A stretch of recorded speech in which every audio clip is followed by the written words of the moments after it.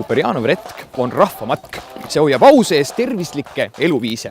Värske õhk, hea seltskond ning erinevad punktid huvitavate ülesannetega ning lõpus ootamas sõdurisupp on see, mis seda suurt rahvahulka siia kokku toob.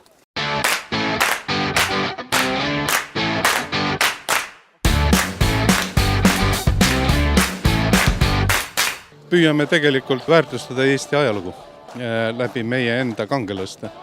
Julius Kuperjanov oli loomulikult üks põhitegijaid, üks võtmemängijaid Vabadussõjas. Ja teine asi on see, et nädalavahetusel inimesed välja saada, liikuma saada, mis on ka Kaitseliidu üks seadusega pandud ülesandeid lausa, edendada tervisesporti ja tervet eluviisi. Ja lähete täna rajale? Lähen ikka, see on minu üks pikaajalisi hobisid.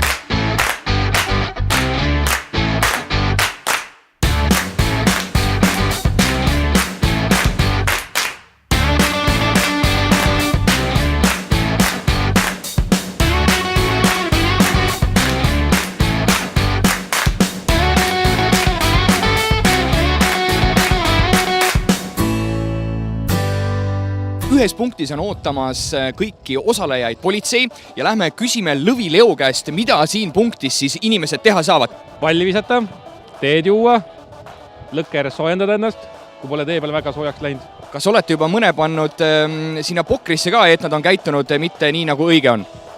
Ei ole. Usun, et täna vist sellist asja vist vaja ei lähe. Ma arvan ka mitte.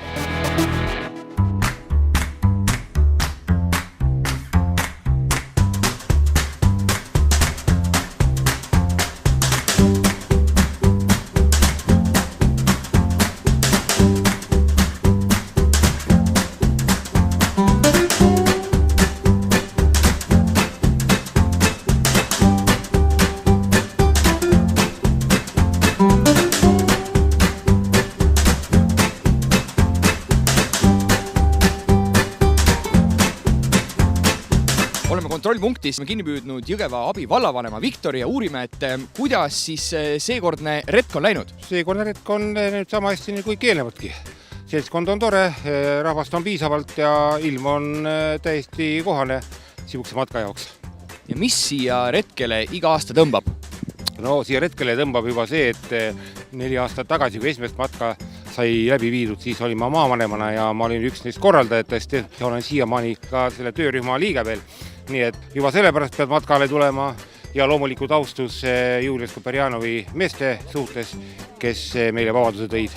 Oleme teid siin rajal ikka näinud, 2 täpselt samamoodi riides inimest ja väga armas on vaadata, et ka käest kinni, kas see on teil väike traditsioon, mismoodi koos aega veeta?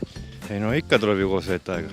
Ja mis on praegu kõige rohkem või mis üldse sellise retke juures kõige rohkem meeldib, mis teid siia ka toob? Ja ilm ja meil seltskond. Mis teid sellele retkele täna siin toob? Lihtsalt, et välja tulla kodust ja teha midagi koos sõpradega.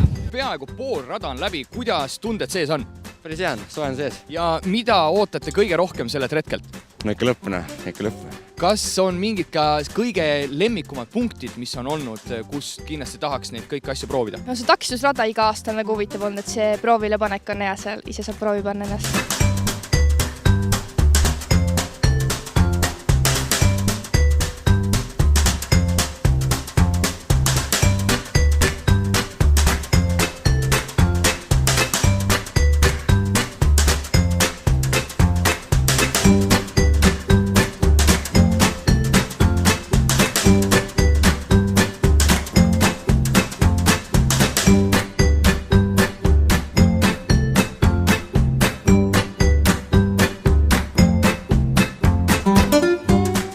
Kuperjanovi pataljon on juba mitmes aasta aktiivselt kaasa löönud retke korraldamises ja ka Kuperjanovi ajateenijatest osalejate arv retkel kasvab. Kas ja kui populaarseks on Kuperjanovi retk teie pataljonis kujunemas? Ma naljaga pooleks ütlen, et see on nii populaarne, kui ülema tahe on. Eelmisel aastal ütlesin 30, oli 30 meest. Sellel aastal ütlesin igast kompanist on jagu. ja kui olete kuulnud tagasisidet, mis on mehed selle retke kohta öelnud? Positiivsed on nad. Võib-olla kõik ei ole isegi alguses tahtnud siia tulla, aga retke lõpus on nad positiivsed. Asi on saanud tehtud ja nagu eelmisel aastal mitmed sõdurid on öelnud, see on mu esimene medal, mis ma Kaitseväes sain. Leitnant Kuperjanov, kui tähtis on teie jaoks iga-aastane Kuperjanovi retk? Kuperjanovi retk on minu jaoks väga tähtis, sellepärast et Kuperjanovi retke ajal näen ma, kui palju on neid tublisid ja häid inimesi, kes on nõus oma kodumaa eest endiselt võitlema.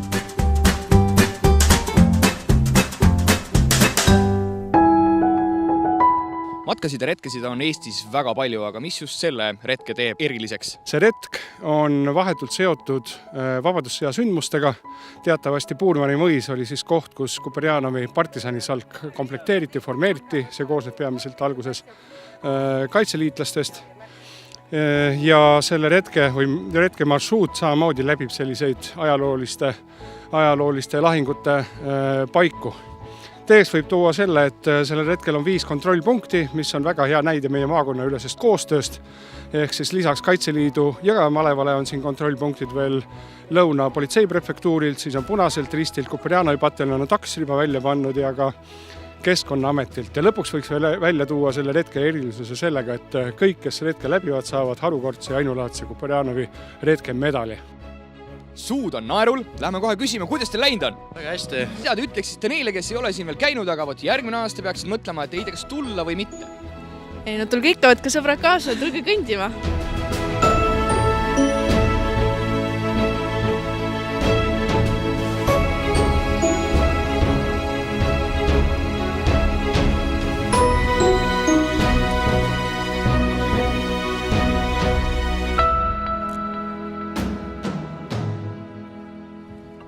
Nii, vaatasin, et teil on selja peal raudsed naised silt või oli seal midagi muud, ega mina ka täpselt ei tea, aga kuidas teil retk läks? No väikeste kaotustega.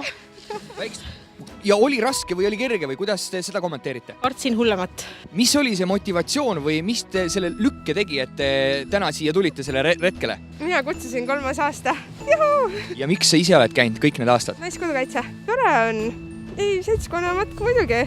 Ja mida te ütleksite neile, kes ei ole veel tulnud ja mõtlevad, ei tea, kas tulla või mitte, mis võiks olla neile see lüke? Kindlasti tulla. See on feeling oma ette. Ma arvan, et ikka kindlasti tulla. Tulla. Kindlasti tulla. Tulla. Kuna ma käin iga päev ise ka kõndimas oma, eelmine nädalavahetus sai samamoodi 20 kilomeetrit läbitud. Et ma ei tea, tervis ja hea enesetunne minu jaoks on see oluline. See, et ikka väikse ampsu tee peal saab ja teed juua. Et siuke mõnus.